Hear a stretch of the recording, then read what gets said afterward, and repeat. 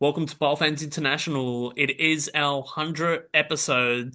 Not obviously a pleasant one results wise, but we have an international America, Australia, and hopefully London coming on soon with the Arkunda joining on. Boys, 100 episodes from what, 3 years ago. Let's go roundtable. Let's go Andoni first. Let's go since we started, most memorable 100 episode. Hey guys, super happy to be on here with the Australians. I think the biggest moment since we started the podcast was the win against or the EuroLeague final win a few years ago. I think that was definitely the high for me. Tony. Thank you. Tom, Look, I guess my short time, what is it, 6 months? I'll probably say a positive outcome for Footy moving to Sporting. I think it was on the cards for the last couple of years, but I think it's for I guess, the benefit of the club and himself, and I guess all his fans as well. It's good to see him on the international stage and doing well as well. So I'll probably say that's my biggest one. Panathinaikos fan.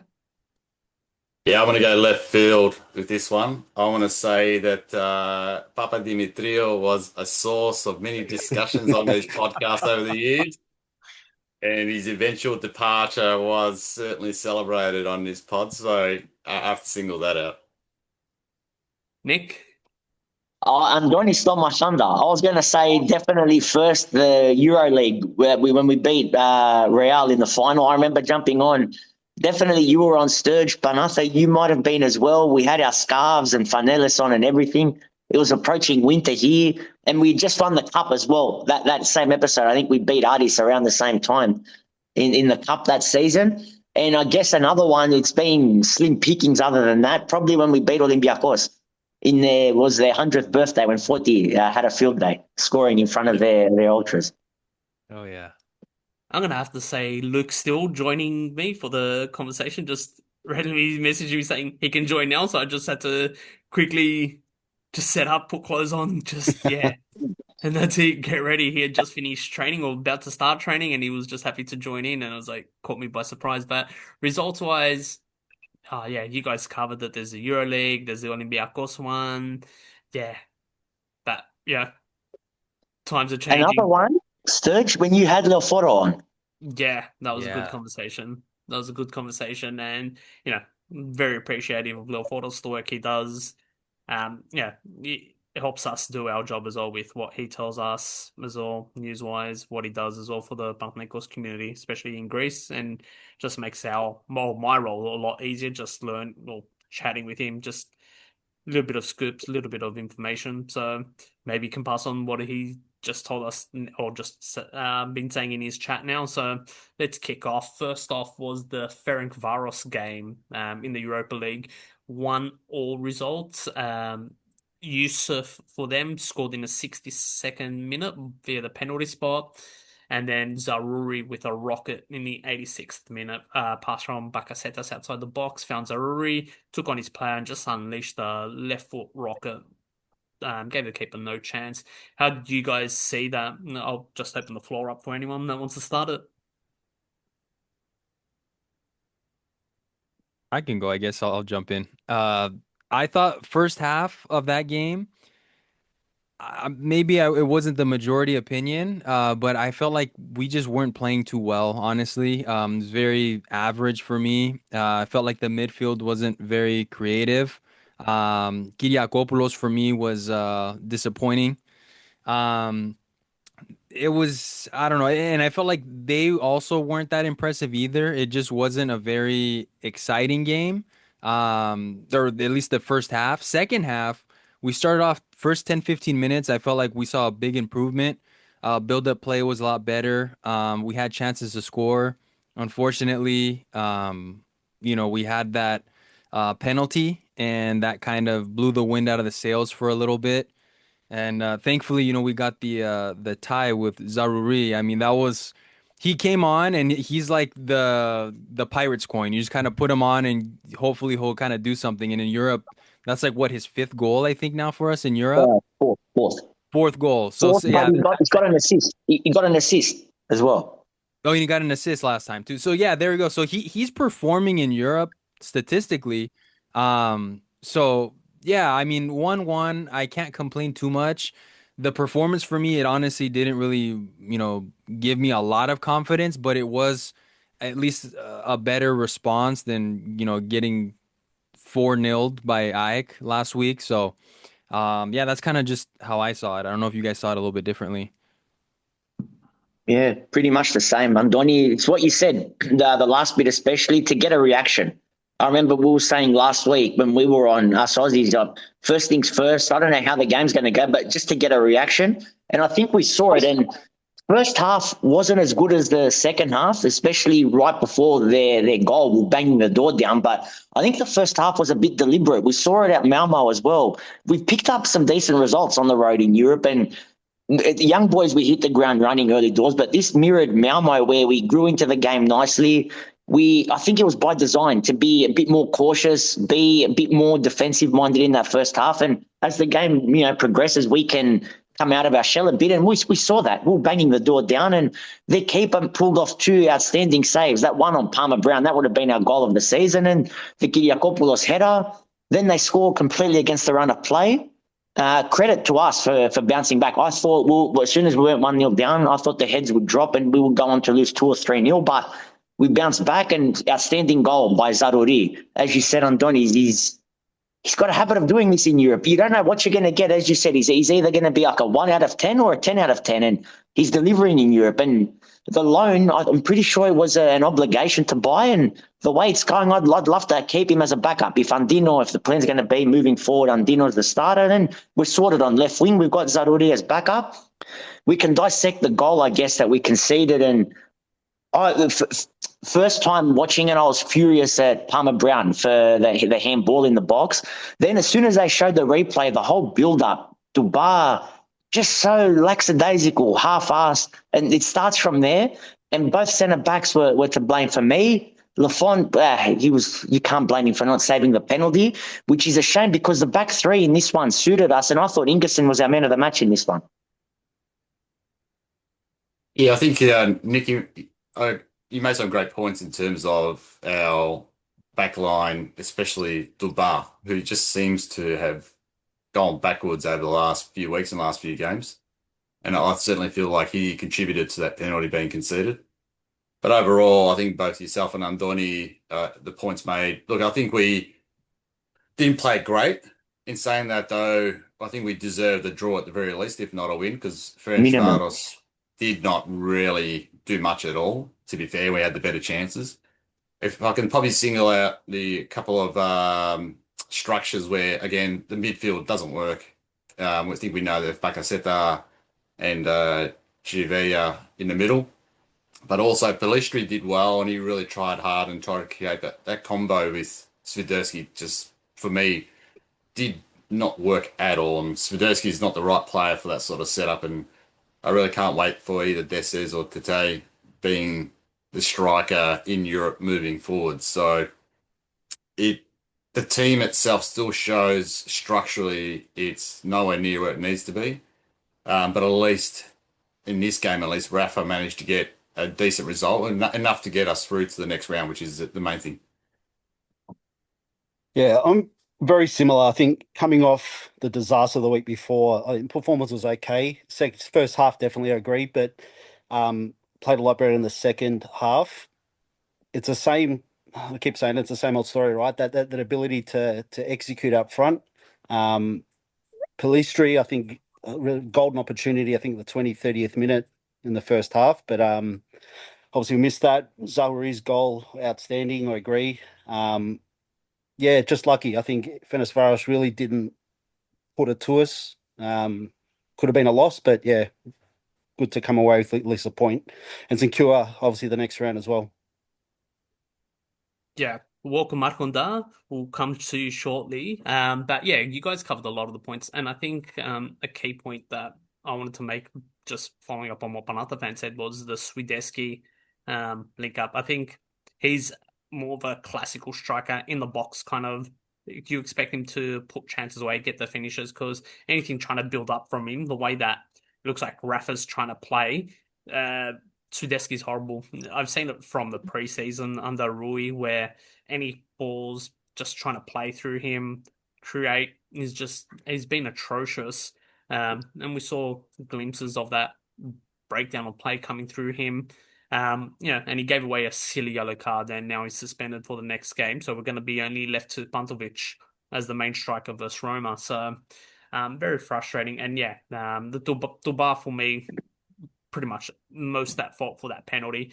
He could have easily made a headed clearance and just didn't jump. He just sort of ducked under the ball and went to the Ferencváros player, and then they're on. But overall, I did think we were the better team. I think we were worthy of a win, and what makes this result actually pretty good. And you have to look at it in this site. This team is undefeated in Europa League, and they've beaten some good teams along the way as well, Ferencváros. So they haven't lost yet in Europa League. They're sitting up there in 4 wins, 3 draws. So they've done very well. So to get a result away, if you go by paper, it's very, very good. But we probably should have come away with the win. This team has gone to Fenerbahce away and drawn as part of their results. They've beaten Salzburg as well on the road. So this team shows that they're not a pushover. And I think what it shows to me about Panathinaikos is that this is a very good result in terms of European pedigree. PAOK and Olympiacos have beaten them over the years, but I think they're a team that has been a mainstay in Europe and are getting better for it. We've seen teams like them, Plizen, who we managed a 0 draw, but we should have won there. We're going to get better for that with that European experience, and I think with that, I think it's a very good result. Pity that we couldn't come away with the win. So I think, very good result, and we'll be better for it in Europe. I know that's a trademark Rafa Benitez excuse line, but I honestly think with that result and performance, And Arkundar, welcome. We've got now our England/London connection here. Question, Arkundar, your best or memorable moment in the last 3 years, seeing that this is episode 100 of the podcast? Which football club? Football club or basketball club? Could be anything you want. We've all said Europa. Oh, sorry, the what's it called, the basketball, everything. But what's your memorable? I'm actually gonna say, beating Maccabi to go to the Final Four. I think that had me more. That had me more worked up, because the goal that season was to get to the Final Four, and once we were in the Final Four, I kind of knew. I don't know. I think we all had that feeling that it was going to happen. And I just feel like when we played Maccabi, it was such like a tense series. And we had, we were down 2-1. And just the way we managed to come away. And obviously it helps that we're in the EuroLeague. But I feel like I was even more like over the moon when that happened. But yeah, that would probably be the standout moment, because you guys obviously all said the EuroLeague. I'll go a little bit different, similar path, but yeah. They were wars, that series. All 5 games were wars. Completely is. I still think about them to this day and like watch highlights of them. They were, the adrenaline levels were high during those games. That's all I remember. I just remember like after some of those games, I'd literally hop in the shower because I'd be sweating after, and I wasn't even playing. Just from watching, it was just like, yeah, I'd probably go with that though. Sturge, just quickly, I wanted to ask you guys, because you're right with everything you said. We're through in Europe. I guess that's the biggest positive that we haven't mentioned. We've qualified to the next stage. But Swiderski, for example, you mentioned him, and you're right. He's had a shocker. We can all see it. When he came in this time last year, he was offering something. What on earth has gone on other than the managerial changes in the last 12 months? I feel like, by the way, this happens just exactly. So that's often. my point, because he's not alone. We bring in someone in January. It reminds me of what happened with Mancini. We bring in someone in January, and they're amazing for the first like 4 or 5 months, and we're like, okay, this is great. Suddenly, after preseason, they just vanish, and they're just nowhere near the same player. I mean, it's happened with so many players. Siopis as well. Siopis, he was offering something this time last year. He was not. you can add Bakasetas because he was scoring and assisting for fun when he came under What Terry. happens to these guys? The whole climate around the club absorbs. I don't know. The virus. That's why I'm not. That's why I'm.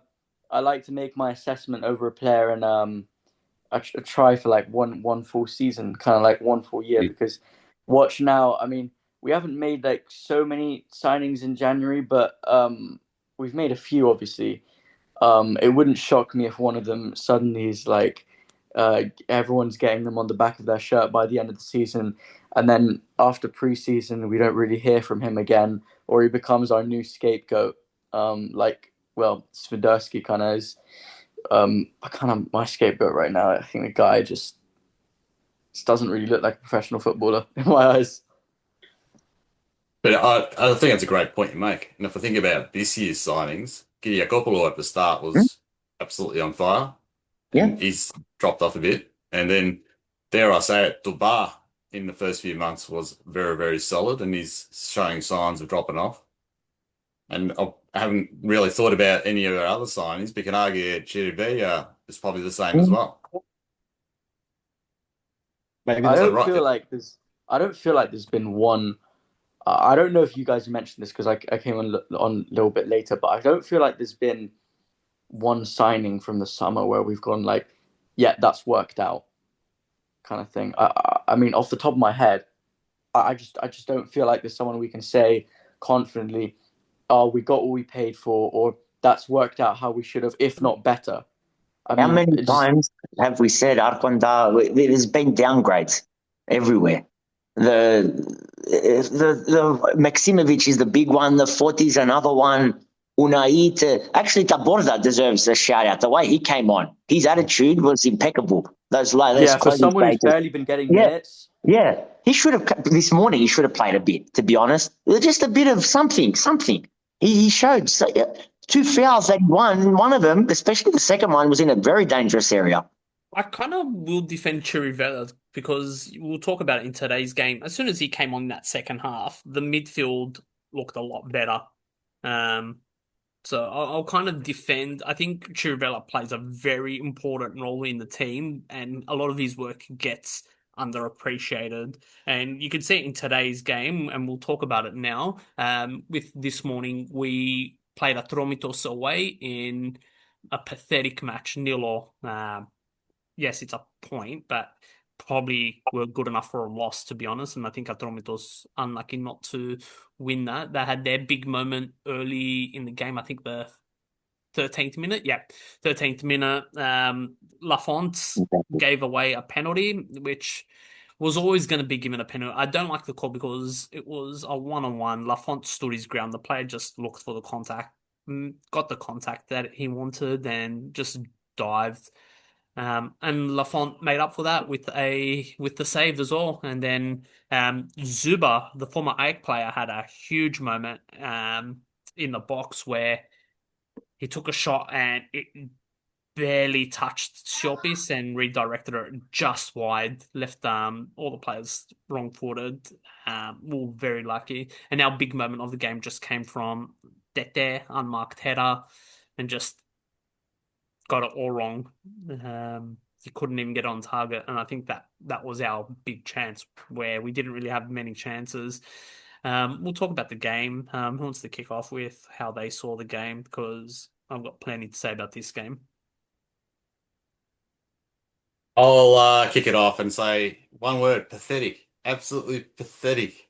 It hurt my eyes watching that first half in particular, and I think the social media volcano that's erupted since then, I can understand why, because we're seeing the team go backwards or not improving at the very least. But if I focus on the specifics of the game, that structure in the first half, especially that midfield, just did not work at all. And it was so disappointing to see Atromito dominating in terms of possession moving forward. They looked dangerous when they were pushing, putting our back line under a fair bit of pressure. You had that 4-4-2 structure, had Bantovic as a 10. I don't recall actually seeing him do anything on the ball in the time he was on the pitch, and I don't blame him for that. I blame the structure. I think having the midfield there, if Siopi, that and no real support around him, didn't really recall see any sort of passes going forward or creating any opportunities there, as far as I can see in that first half. So it was disgraceful all around. Second half, I'll probably single out that you're right, Sturgis Chivea came on and did make a positive contribution. But so certainly don't disregard him as a player. I just see it that in the first few games, the European campaign, he was brilliant. But Maximovic probably contributed to that. Sanchez for me was the standout. He for me was probably the best on ground, notwithstanding he only played a half. And when he actually pushed back, got the ball, then pushed up to create chances, he's the one that had a bit of spark, and he's the one that was getting balls into the box and creating those opportunities. So call out for him from my perspective. He was definitely a difference maker in that second half. Yeah, pathetic, 100%, beyond pathetic. And I really hope for Rafa's, I guess, future, that he's just trying different things, formations, structures, all that sort of stuff, knowing that the season's pretty much done. But just the lack of, just the passing, I think was B grade. The lack of accountability, and I think I just go to the couple of previous points. The lack of accountability, and there's no consequence. Like you come off a 4-0 disaster 2 weeks ago, or last week, sorry. What's changed? Nothing. Yeah, we had a half decent game against Fenerbahce, right? But then we turn on this. Like it's for a club of this value, and yeah, it blows my mind. That first half is just, I've never seen anything like it. Horrific. They should be ashamed. Like yeah. And adding on that, you're right. They should be ashamed. And Kyriakopoulos was the one that had interesting comments post game in a video from Atletico.gr where he said some players need to understand that the club that they're playing for, we should be winning every game. That's very interesting that comes from a player itself, a player that is not really a Panathinaikos boy. He's just come this season, but he's just coming in with slamming a couple of the players' attitudes. I don't know who that is directed at or directed to, but it is valid. I don't think he had a great game himself. I think he had good moments and he had some sloppy moments. I think he's still finding his feet, being off for 2-3 months, but very interesting comments there. How many times has that been said, though, over the last 15 years? Words like that. They recycle that phrase constantly. Different players, of course, over the last 15 years, but that gets said time and time again, yet nothing changes. Yeah. It comes to a point where we've gone through however many coaches since Ivan was fired. Rafa was the 7th in 22 months when he was appointed. The 7th coach. And, of course, we have had some player turnaround. We mentioned in the summer we had some additions to the squad. Maybe their quality isn't as good as who they replaced, but it just seems to me it's like a common factor to me. Obviously, Rafa's he's not without blame. Like, he definitely has blame, but we had issues apparently under Rui. Rui left and, he was overworking them. He was, the training was too rough. Gondi comes in and then, for a game or two, we're winning 4-0 against Young Boys. Players are scoring hat tricks. Then all of a sudden he doesn't have a clue. And then we get Rafa in, and then Rafa for like a month is doing really good and we're getting results. And now the past, month, it's just been really negative. And all of a sudden, again, the players need to figure out, how big of a club Panathinaikos is. To me, there's some sort of disconnect still. Like you would expect, after we made all these changes, of course, nothing's going to be perfect, but you would start to see some changes, but we're seeing repeat problems just constantly. Disconnect between, it seems, coach and players. And Rafa's not the only one. Like we've seen it, like I said, with Rui, we've seen it with other coaches as well. And it's frustrating because it's just a constant revolving door. It's like a circus. For me as well, I'd say, sorry to cut you off. For me, I'd say that the main thing that really aggravates me is it's again what Kyriakopoulos said, but the thing that about what he said, how many times have we heard it now, and there's no point in saying it if nothing's going to change, right? Every player comes and says that. Every manager comes and says, "Oh, this is Panathinaikos. We don't give up. We're a big team. We need to come back and be one of the big powerhouses in Europe." Well, put it into action then. Don't say things you don't mean at the end of the day. Don't give the fans false hope. You have to say something and then back it up with evidence at the end of the day. Otherwise, there is no point in saying it. The fans will just laugh. And I've seen so many fans just saying, "Oh, whatever then, prove it," kind of thing and stuff. And it also does go down to bringing in these foreigners who are at the end of their careers. Like, I know he had a good game today, but Renato, this guy's at the end of his career pretty much. He's a complete failure. Do you think this is his first priority? Playing against Atromitos away in the Greek league? No, he's probably got so many. He's probably going and driving his Lamborghini after and having a better time and focusing on that more or something like that. Bring in these foreigners who have no clue what it means to play for Panathinaikos and who are at the end of their careers and a lost cause. It just makes no sense. And I reckon that's who Kyriakopoulos is talking about. Players like that. And honestly, if you keep saying things like, "Oh, we need to change. We need to work harder together. We need to understand what it means to play for the badge," it means absolutely nothing if nothing changes and if you don't show that you actually care. I mean, it's what you said earlier. That first 45 minutes for me was by far worse than the AEK game. If we were playing like that against Olympiacos or AEK or even Roma, we're down 4-5-0 at halftime. Atromitos should have been up 2 or 3-0 at halftime. They had the penalty. They had so many other chances. It's a complete and utter disgrace, and the players should be ashamed. They should apologize to the fans. Every time you play in front of these fans, away or home game, and you put on a performance like that, you should put your hands up and say, "That was not good enough there and then," and there's no excuses for that. I'm going to put a lot of the blame on Rafa, though, for this, because a good friend of the show, Josh from Wales, said it simply. I think, and he said it well, that Europe, you can do whatever, changes, whatever, but the Greek Super League, you really need to come with a simple game plan. I think Rafa came in and just tinkered so much, playing players out of position, bringing Bakasetas in the 8 next to Siopis as the number 6, and we saw that was a disaster in that first half. We couldn't even maintain possession, and Atromitos was keeping us in our half. We couldn't even get outside our half, and that's because of the tinkering. We saw then Pantovic come off, and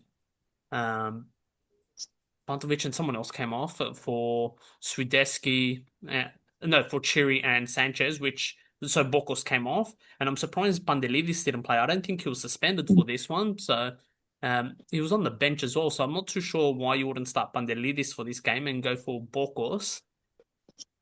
That really, I was scratching my head with that one. Kortiras I felt was pretty good. So was Ingerson. Tuba had a better game considering the bad performance he's strung lately, but it's just this constant tinkering of positions, philosophies, everything like that. And a Greek team like Atromitos that's going to sit back, they're just going to absorb everything. A team that we know we haven't got the gel at the moment. The chemistry is not there, and you're going to put in a tinkered formation with players out of position. It's clearly not going to work, and we all saw that. And what's again frustrating about Rafa is what he said post match when the commentator asked him, you guys played so well in Europe, why doesn't it translate, and why couldn't you do it again today? And Rafa's response was, "We were worthy of a win the way we controlled the game in the second half." I think that's a real cop off. I don't like that response because I don't think we were even worthy of a draw, to be honest. I think we were lucky to get a point out of this one, to be honest. So there's a lot of question marks coming from about Rafa, and it highlights what I was saying when we first announced Rafa, and I was very skeptical. I thought his last 4 stints were very ordinary. In Europe, we're playing pretty good. I think we're all right, especially against teams that are undefeated, versing some good teams. But in the Greek league, where about what, apart from 3, 4 teams, everyone just sits back. Rafa's really having a hard time, and his adjustments are not what you need. I think we saw what under um Jova, where he had that one game plan and he just stuck to it until we found the way to score. But he had a real simple game plan where he used your Palacios and whoever was left wing Aitor to really exploit defenders. That was the game plan, and it just persisted, and it would work. We'll grind out a result. Tareem came in, you saw the chaos with the constant tinkering. We'd go 1-0 behind, he'd throw like 3 forwards, 2 forwards. Like there was a lot of chaos under that. There was no stability in that. So we need a simple game plan, a simple philosophy where you take it to the Greek teams. You can't just be tinkering like that, because we were exposed again today. Today was very much exposed, like last week against AEK, where after that second goal, we were very much exposed. This kind of had that same thing against an inferior team, mind you. This is a team that's not being the same Atromitos as last few years. That should have come away with the win. I to kind of build from that point just a little bit, Sturge, as well. I don't understand what Taborda has to do to get more time. That's kind of my question towards Rafa, because supposedly, Taborda was going to be like his personal project. And I'm not going to sit here and act like I haven't been a critic of Taborda or ask questions about why he isn't playing. But the fact that he played him for 4 minutes in Europe and he actually had a couple positive contributions and we don't see him, it just doesn't make sense. Like, what's going on? Where I love Bacaseta. I'm wearing his jersey right now, but Bacaseta can't play every single game. And if we want to play with a Vecari and we paid 4.5 million for one, and he's only gonna play 2 minutes a game, what's going on there? That's where you kind of have to turn your head towards the coach as well. And he does have to take some of the blame, because he definitely is not blameless at all. Yeah. Now, let's move on to transfers and possible transfers confirmed. We do have one, especially coming from out of Germany, where it just came out that a fee has been agreed for Kroll. I don't know what's happening there. I could have that. It's like someone behind you or something. Kroll has been announced, or the move is imminent, so he plays the 6'8" type.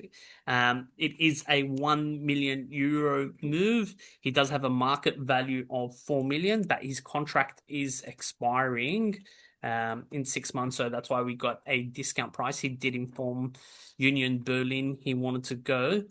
I think this is a signing that should have been probably one of the early signings that we made. We needed a midfielder, central midfielder that can play the 6 and 8 role, and he does it. So, it does come from Union Berlin. He's played in the Premier League. He was with West Ham. He's played at Schalke, Union Berlin, Spain as well. So he's got very good experience. He's 27 as well. So good age for the Greek league. 1.86 meters as well. So just quickly going over details. So got a tall body. We haven't had really a tall body like that since Arau. So let's hope he's the solution that we do require, because at the moment we are playing handicapped with the lack of depth, and we saw that in today's game as well. So 50 odd caps for the Czechs. That's nothing to be scoffed at. Yeah, and the Czech team that plays in major tournaments. And he's played in the best leagues in the world. He's played in England, he's played in Spain, Germany, so it's not really a small feat. He did, he hasn't really got any goals and assists from what I can see in the league under his name, but I'm pretty sure he had a vital assist on recently. I'm not too sure which game that was in, but he's obviously a quality player to play that many caps for your nation and to play in those leagues at his age, still 27. I think this is a very good league move for us. Someone extra body, good midfielder, plenty of experience. 48, 50 caps for the Czech Republic. So I think this is a yeah, very good signing for us. Have you guys watched much about him, seen much of him to make more of an assessment? Not If you look at really. his stats, I looked at his stats from last year, and he had a very full season at Espanyol in the La Liga. So he was getting plenty of minutes there. So to play regular minutes in arguably one of the best leagues in the world, you can't dismiss that. I think that he's very, very experienced at the top level. So I know there's been a few people critical of him as a signing. I think that he's exactly what we need for a January signing. Can't expect to get superstars this time of year, and for what he is and what he's achieved, I think it's everything we could have asked for. In that 6-8 position, no, probably his stats show he's played more as a 6 than an 8, but he certainly has got the runs, not the quickest of players, but he's certainly got stamina. And that's another thing we need in that midfield. Yeah, I'm looking at his strengths and his weaknesses. So defensive, strong in tackles, interceptions, recoveries, duels, physical presence, passing and composure, versatility, set piece delivery. So I think that's the midfielder that we've kind of been lacking since Maximovic. Weaknesses, limited attacking impact, pace and athleticism, consistency, technical flair. So it does sound like it's a replacement of Maximovic. I think that's what we kind of need. Someone to take that little bit of the pressure off Chiri, because Chirivella's covering a lot of ground. If you look at his heat map, he's not going to offer a whole lot going forward, but he's going to do a lot of that dirty work that's going to help us. So, and he can play that 6 and 8 spot. So I think it's a very good signing for that price as well. Yeah, I'm glad you brought that point up, Sturge, because that's what I was going to bring up as well. I think Chirivera, to kind of call back to what we talked about earlier, I think his performances have kind of dipped a little bit because he's taken on this role of this kind of midfield experiment that Rafa's been doing, and he has to do more running than playmaking. Earlier in the season with Rui, I felt like he was almost like a Ruben Perez type of playmaking midfielder.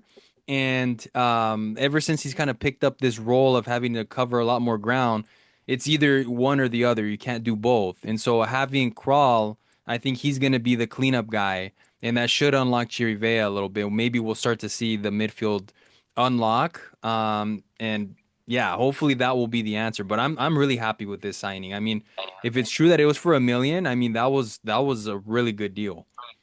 Is that not a red flag? No.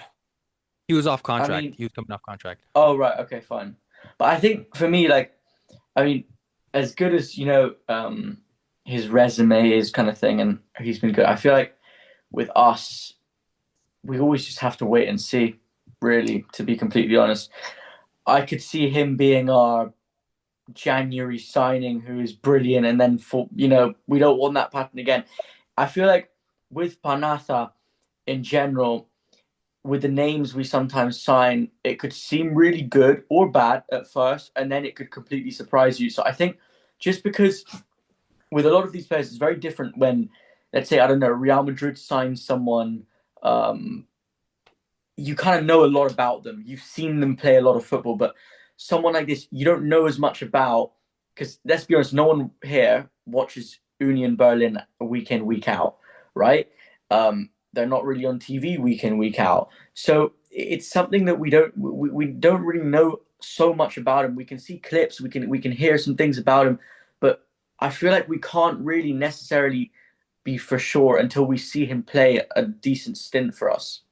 So I don't really know how to feel about the signings. I've kind of lost a lot of faith in our recruitment, but obviously now, we've shaken things up. But so that's why I think it's very much a we'll see. It does sound like a good deal, but I'm not going to get my hopes up too much until I see him play for us. There is other news now. The left back player they're saying Kabini. Now Kabini is from Molde? South Africa. South Africa. Yep, he's South African, but I think he plays for Molde. Molde, yeah. So that's the latest rumor for him. we'll wait and see on that one. I think the left back has been something that's been thrown around a lot lately.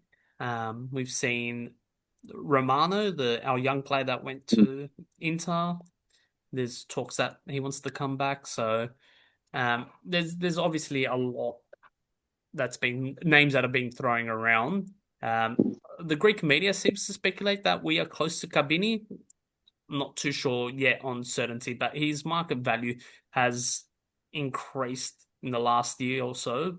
So more than 4 times, from 500k to 2 million. So that's going to be one to see, and what kind of fee Molde are going to command for that as well, because he's a youngster and he just recently signed the contract. So let's see. He played at AFCON, recent AFCON for South Africa. He's got 4 or 5 caps. I don't know if he saw many minutes in AFCON though. Okay. I heard the fee would be around 2 mil. But the thing is, like with Grau, what I was going to say, we know he's going to play. He's going to get a lot of minutes because we're short in midfield. He's going to be hopefully a good addition. He's going to be key. He's got what we lack. With Kabini, do you think he's going to come in and replace Kyriakopoulos? He's more of a backup, surely. Yeah. I kind of see him pushing exactly. him for. I don't see him overtaking it. But yeah, Kabini only played in the final game against Cameroon. Played 63 minutes. The other 3 games, he sat the bench. So he's young, obviously, but I'm not too sure because there's a lot of left back names being thrown around, because a lot of the reports saying that it's going to come from Spain. That now we go to Molde, the left back. So something that I did want to ask, because I do remember in the big Alafouzos interview with him saying he's going to look to make the team predominantly Greek, and obviously we did do that by getting Tete and Padelidis, but he said he really wants to bring in some like top foreigners and stuff. I am getting a sense of contradiction already by bringing in.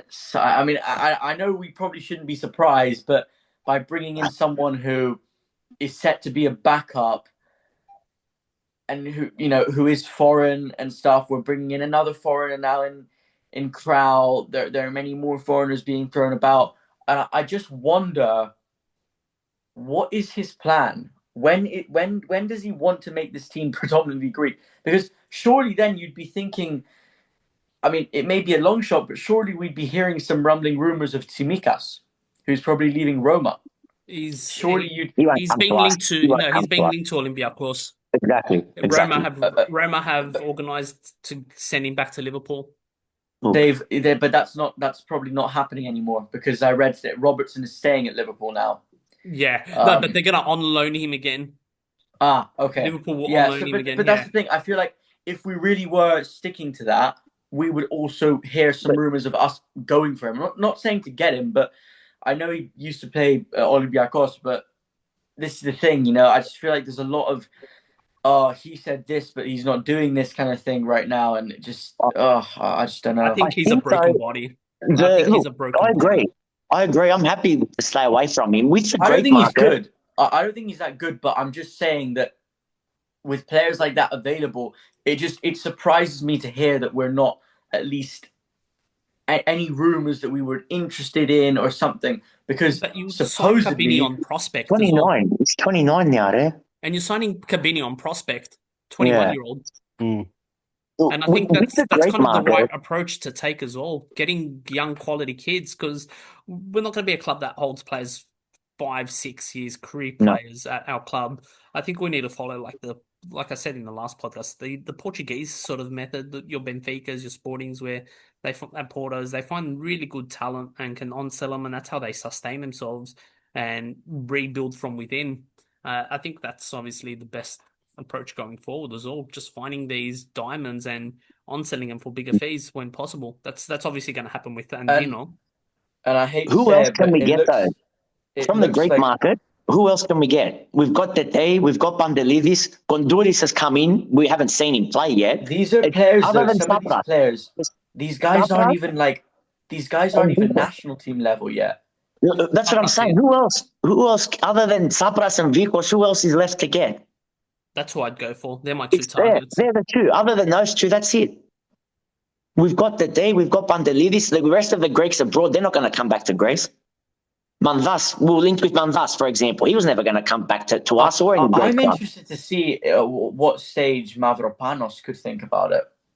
Not yet. Not yet. He's not going to go straight from the Premier League to the Greek League. He'll come back one day, but not yet. Probably not, but I just think even that, like, now you talk about what the Portuguese sides are doing, and my concern is Oli just sold Costulas for around 45, 50 million. How long is it going to be before they sell Mouzakitis to someone like that as well? And then it's going to... My worry is that they are just going to become like they were 10 years ago, and we're just going to start to see a formality of them. I really think the last 3 years, we missed our chance. And I think it was years when Oli were not as strong. Obviously, we know the year we really screwed it up. I mean, I don't even want to bring it up. But now, Oli, they have money and stuff. They're going to be selling Mouzakitis for a similar fee, maybe even more. Who knows? That's just, it's worrying. Very worrying. Very worrying. The way for us to get to that, though, is just to continually be in Europe, year in, year out. And that's what Olympiacos did. But then we're in massive trouble this year. Currently. That's the issue, and that's where... We're winning the cup, so we're making Europa League. We need the cup, but again, everyone knows we need the cup. You know? That's the problem. With how PAOK are playing right now, exactly. They look... I mean... Exactly. I would be honestly pleasantly surprised if we can beat them over 2 games. I'm not saying it's impossible. It's definitely possible. We've done it before and stuff. But goodness me, am I worried about that? I mean, currently, stylistically, they're a team that could just walk all over us. And in the last game we played against them, it could have been an Ajax scoreline. So we know they know we need the cup. And if we don't get the cup, let's say we do, for example, end 5th. Okay, hopefully we don't. That's not a guarantee. 5th's not a guarantee at this rate. It's not a guarantee for Europe, is it? Very early stages. Very early stages, though. Very early stages of Conference League, I believe. It depends, I think, on the cup winner, who the cup winner then is, if we don't win the cup. Wow. But you're right. I think you're right. I think it's very early Conference League and one stuff up and we're out. What I was saying, with no guarantee, we could lose 5th to Volos or Aris. Okay, I honestly, I'm going to say that's not going to happen. I don't think that's going to happen. I think losing 4th is really possible right now. But we can talk about what could happen, what couldn't happen. But the issue with ending 5th is, like we said, early stages, we could draw a team like Lens, who, ultimately we did beat. But you're not going to be beating those teams 7 out of 10 times. We have improved our ranking, though. Our European ranking. So you would imagine if it's Conference League, we'll be seeded all the way through if it was to get to that stage. Seeded, but the moral of the story, you're right. We were seeded against a team like Lens. We were seeded, we could still draw a complete, a team that you just don't want to see, really. And you're right. It shouldn't come to this. And I felt like today we had one eye on Roma, which is really silly for me. I feel like we should have gone with our absolute best 11 today because, in all seriousness, the game against Roma, we want to win. We want to win every game, right? But at the end of the day, we are in the top 24. Is it going to make a huge difference if we end 16th or 21st? Probably not, if I'm being completely honest. Quality of position. It could, but they're all so bunched together at this point. I feel like we could even get a harder opponent. You never know. They're so bunched together. So many people are going to be on like the same points and stuff that we could end up drawing a team that's way more difficult. We could end up drawing like a Fenerbahce instead of a Ferencvaros, and maybe Fener finished lower or something than Ferenc. But I'd still much rather play Ferencvaros. So this is the thing. You got to go with your strongest 11 today because at the end of the day, we're resting for Europe, but we want to be in Europe next season. And Levadiakos dropped points against Aris. That was a perfect chance for us to close the gap. And then, say we do beat them away in Livadia, then we step on their throats. So it's just it's missed opportunities, and I feel like we're putting all our eggs in the Europa League basket almost right now, and that's risky with Roma, you know? Look, yeah. Look, let's move to Roma since we're on the topic of Roma. They did draw today against AC Milan at home. I'm not too sure what entailed in that match. It is the final game, so 3 points for either side is vital. Obviously, Roma wants to stay in that top eight.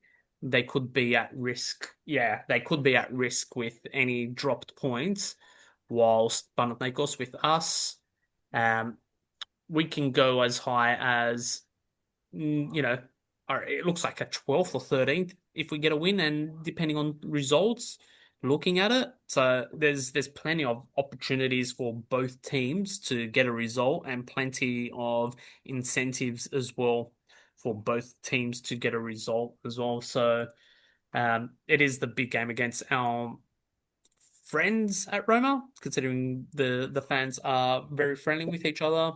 I think it's going to be a tough test. This is obviously the class team. And just judging by this morning's stats, they probably look like the better team versus AC Milan. What did it finish? Score? Finish 1-1. 1-1. Look, they're one of the teams that can win the whole thing, Roma. They're in the top 3, top 4 that can win it. Yeah. It's going to be hard.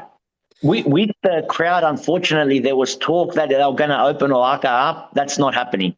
Confirmed it's going to be a construction site again. This is for me a huge problem as well. I know I bang on about this, and Sturge, I know you're not as keen on this point as I am, but for me, in a game like that, when you are playing against an opposition that is objectively has more quality, you need the extra 12th man. And having what we see on TV is disgraceful. We see from my image right now, you can see that whole section that you can see right now, every fan that you can see right now, that's closed off. That is demoralizing for a player. You look up for the fan support. You want to see them saying Trifilara Valena goal and stuff, and instead you just see construction. That's very demoralizing. You're going to have quite a few Roma fans, nothing crazy, but at this point, it's like, does it even feel like a home game? You know what I mean? And if we look at our record in the Europa League, home versus away, we've actually been better away from home. Yeah. At home, we've only won once. Okay, we've had one more away game, but I think what is it? Two wins, 1 draw, 1 loss away from home.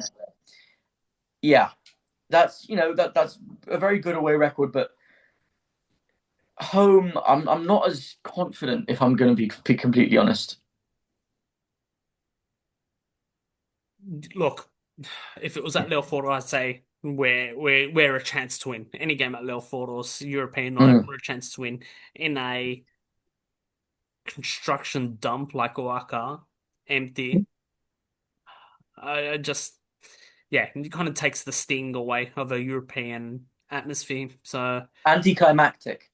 Yeah, seeing those cranes, those portables, just very anticlimactic. It's a case of, has the club actually done anything to get the game moved to Leofordo? That's what we'll never find UEFA out. didn't allow it. Because this is a question. Yeah. This is a question. It was UEFA because at the start of this European campaign, they did try to move the games to Leofordo, and UEFA declined them.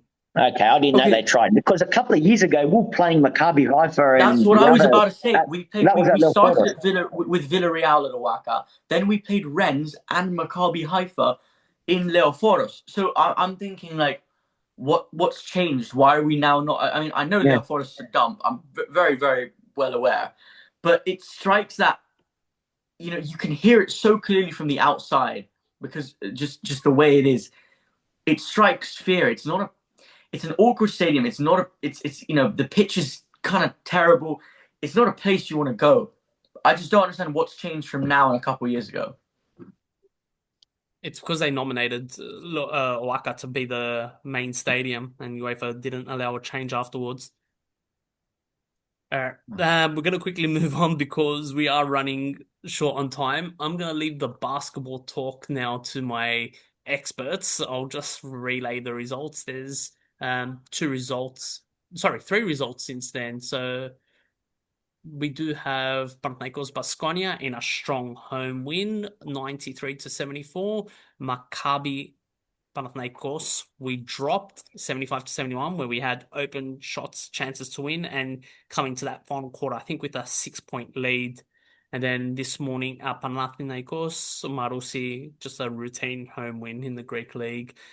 I did mention last week that these are two winnable games, but the Maccabi game, as per usual, was going to be war and hostile, and you can just check the videos of the abuse that Ataman copped and the war that it brought to him. But I think that's going to be the end of me talking. I'm going to let the experts, Andoni, Arkonda, I'll let you guys and whoever else wants to Andoni, see it. you kick it off. You kick it off, Andoni. All right. Yeah. The basketball has just it's been weird this season. It's been up and down a lot. Um, Chris, I think me and Chris agreed, as well as I think the rest of us here. Like, clearly something is off this season. We did have the big win against Baskonia, nearly a 20-point win. So again, that was a promising sight. We shot well, 57%. Three-pointers, 48%. Free throws weren't the best. But rebounding and things like that, we saw something similar with the Maccabi game. Maccabi's always going to be a difficult game, like Sturge mentioned. That game, I mean, ultimately it came down to us losing on free throws, it looks like. We were outscored a little bit in the fourth quarter. Um, I don't know.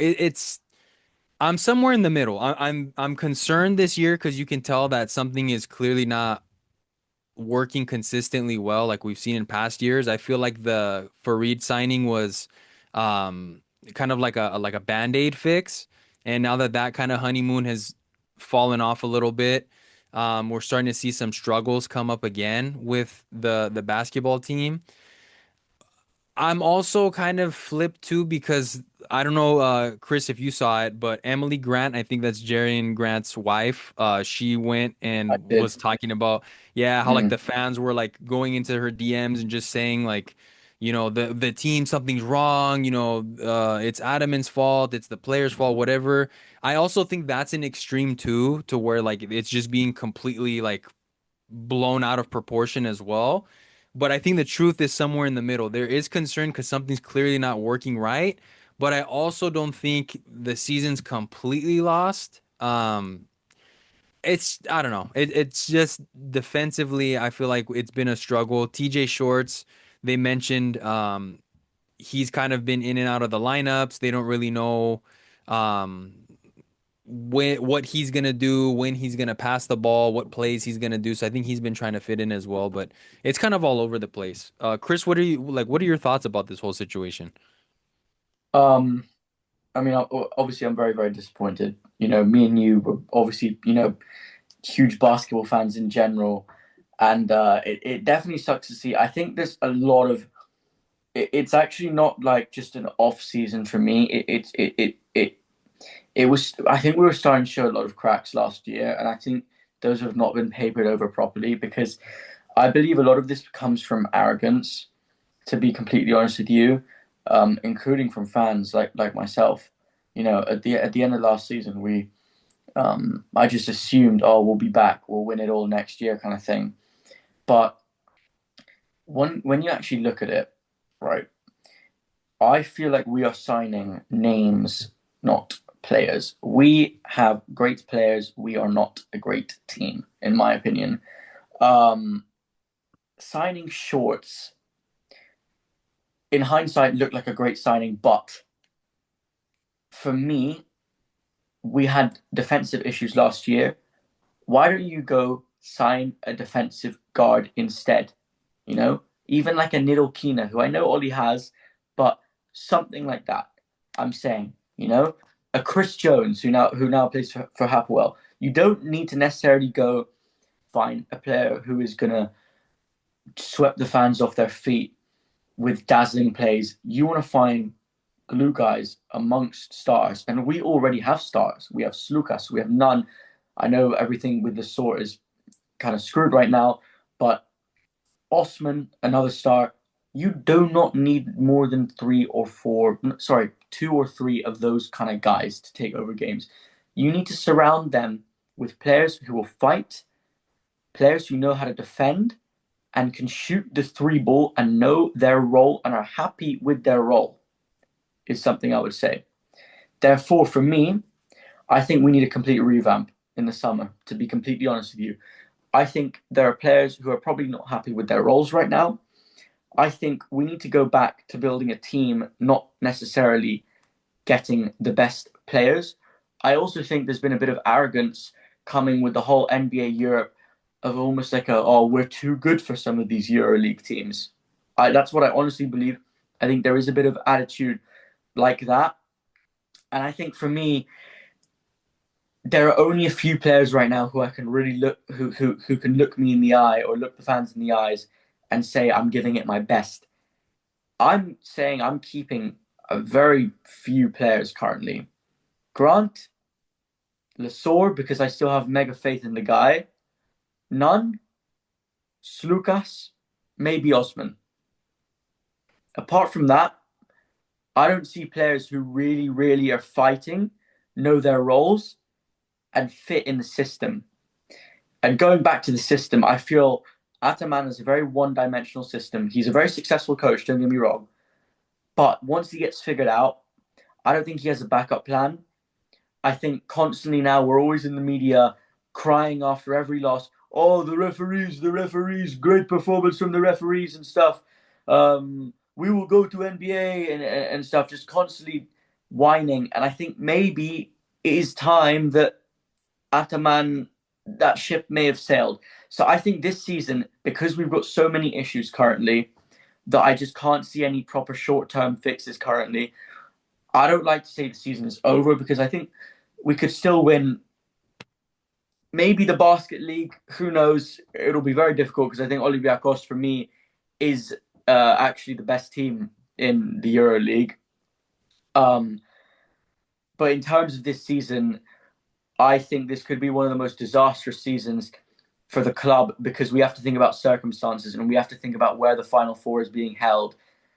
And if we are not there and you know who ends up winning it, that could be a very big disaster. And with someone like Giannakopoulos, who's unpredictable, I don't know how he could react. So I'm very, very worried, to be completely honest. And I don't really see us improving too much. Maybe we'll have a few games where we have like a 3 or 4 in a row win streak, but I do not see us ending in the top 4, to be completely honest. Yeah.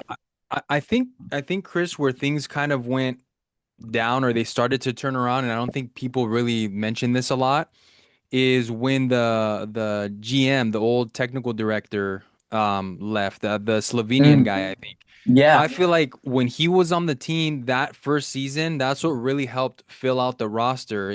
Sure, there was names, but things kind of fit a little bit better. After we won the EuroLeague and then he was dismissed, I remember I had commented that I don't know if this is a good idea, letting him go. He left, and then all of a sudden we started chasing names like TJ Shorts from the beginning. Very, very good player. But I think to myself, I don't know if he was the right fit for this squad. I mean, still, maybe he can be, but I feel like the team is in need of like that type of technical director where we're going to fill out the squad with what we need rather than just having like I feel like the team is really focused on building a brand name now instead of actually building a successful basketball team like that first season. So, we're thinking about NBA Europe in my eyes. I really think that's what we're thinking about. We're thinking about how can we be the most appealing to Adam Silver right now? And that is troubling because, at the end of the day, success is what matters. Success is what matters. We are the most successful EuroLeague club in the modern day format, whatever thingy.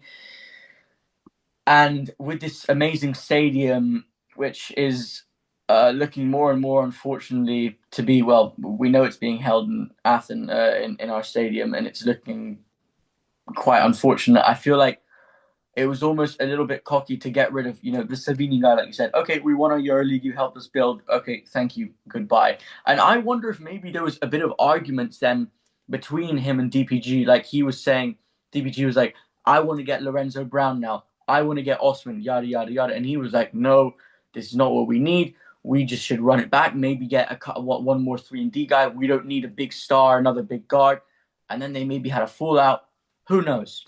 But this is why I honestly believe don't fix no. What's the phrase? Don't fix what's broken. No, don't. The if phrase it ain't broke, don't fix it.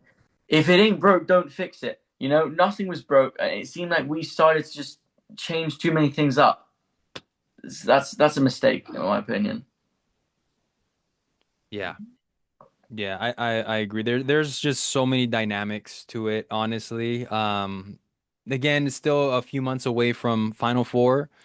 But yeah, who knows? Who knows what we're gonna see with this basketball team? Lots of ups and downs this season, kind of stemming from last season, like you mentioned, Chris. But yeah, we'll see. We've got some games coming up next, where we'll be playing in EuroLeague, and then the good thing is looking like we're going to be playing against Asvel.